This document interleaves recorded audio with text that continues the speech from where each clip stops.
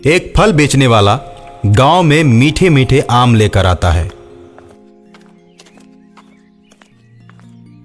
मीठे मीठे आम देखकर गांव वाले उसे खरीदने के लिए आते हैं। आम वाला बहुत ही कम दाम में आम बेच रहा होता है, इसलिए बहुत से लोगों ने उसके आम खरीद लिए। 1 घंटे में ही उसने टोकरी के सारे आम बेच दिए। सब अपने अपने घर आम ले जाकर खाने लगे और शाम होने से पहले गुठली ले जाकर बाहर फेंक देते हैं। रात के 12 बजे सबके घर की खिड़कियां टकराने लगती हैं। सभी लोग अपने अपने घर की खिड़कियों की तरफ देखते हैं। खिड़कियों पर आम लिए हुए भूत की परछाई दिखती है।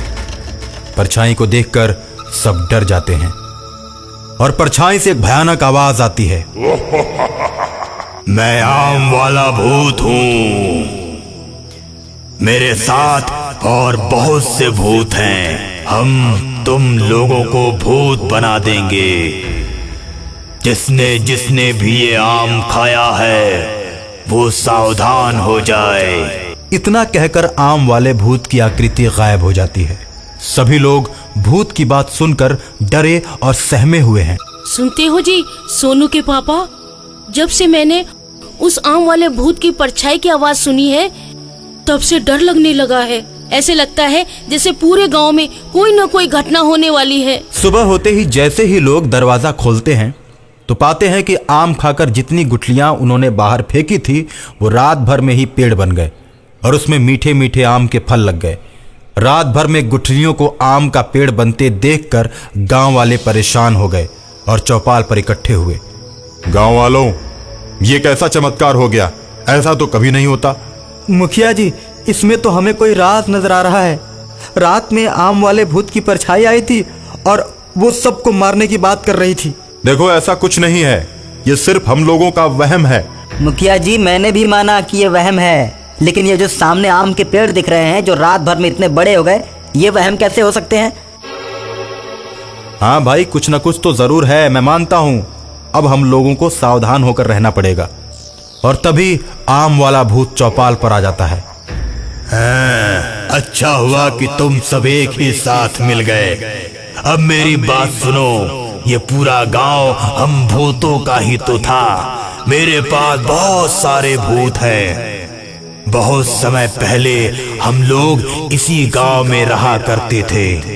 एक दिन जब दूसरे देश के राजाओं से लड़ाई हुई तो उन लोगों ने हम लोगों को घेर लिया और हम सबको जलाकर मार दिया। हमारे सारे मकान तोड़ दिए और ये जमीन बंजर शमशान के रूप में कर दी गई और हम पूरे गांव वाले एक ही साथ भूत बन गए।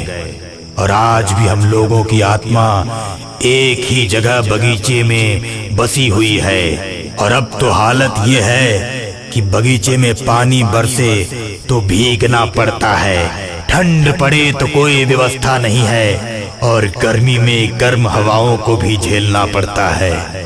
हम लोगों के पास रहने को घर नहीं है।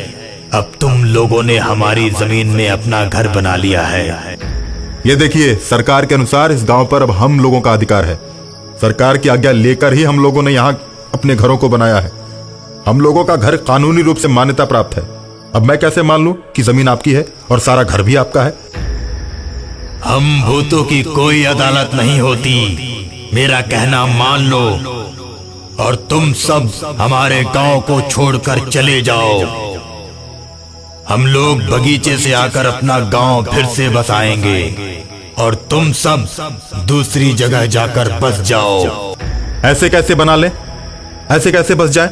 अगर कोर्ट में तुम्हारी रजिस्ट्री पास हो जाएगी, सरकार हम लोगों को बेदखल कर देगी और हमारी जमीन तुम्हारे नाम कर देगी, तब जाकर हम ये छोड़कर जाएंगे। अच्छा, तो ये बात है। अब तुम सबको हमें सरकारी सर्टिफिकेट दिखाना पड़ेगा। हाँ, बिल्कुल दिखाना पड़ेगा। ठीक है, आज रात 11 बजे तुम लोगों को सर्टिफिकेट दिखाऊंगा। सभी लोग बगीचे में मिलना। इतना कहकर भूत गायब हो जाता है और सभा में आए हुए सभी लोग डर जाते हैं और जितने भी आम के पेड़ होते हैं उसमें सारे लोग जाकर चिपक जाते हैं और भूत उन्हें रस्सी से बांध देता है और कहता है, मैं तुम लोगों को एक एक करके मार दूंगा। अब बचना है या मरना फैसला तुम लोगों के हाथ में है। इतना कहकर भूत के साथ और भी भूत आ जाते हैं और इन लोगों को घेर कर मारने लगते हैं। मारते मारते आधे से ज्यादा गांव वालों को मार देते हैं। सोनू को जब इस बात की सूचना मिलती है तो परेशान हो जाता है।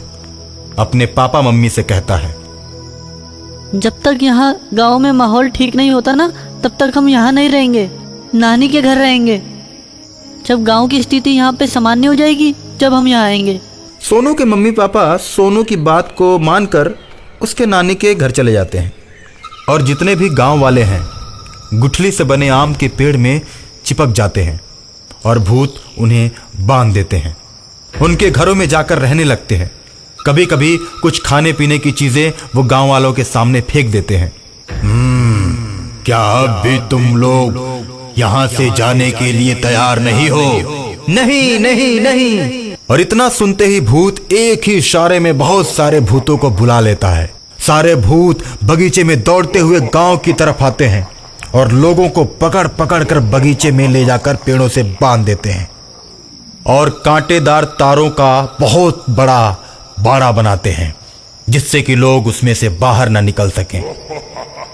और उसके बाद सारे भूत हर गांव में जाकर लोगों के घरों में रहने लगते हैं।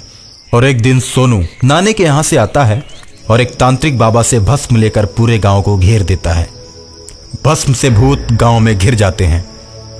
शैतान भूत भस्म की रेखा को पार करने की कोशिश करता है लेकिन वहीं पर जलकर खाक हो जाता है। इस प्रकार भूतों को बांधकर राजू गांव में आग लगा देता है। भूत आग में जलने लगते हैं और जो भूत भागने की कोशिश करते हैं भस्म के प्रभाव से रेखा से बाहर निकलते ही जलकर मर जाते हैं। इस प्रकार बहादुर सोनू तांत्रिक बाबा से मिलकर पूरे भूतों को मार देता है और आग की लपट में भूतिया आम के पेड़ भी जलकर खाक हो जाते हैं।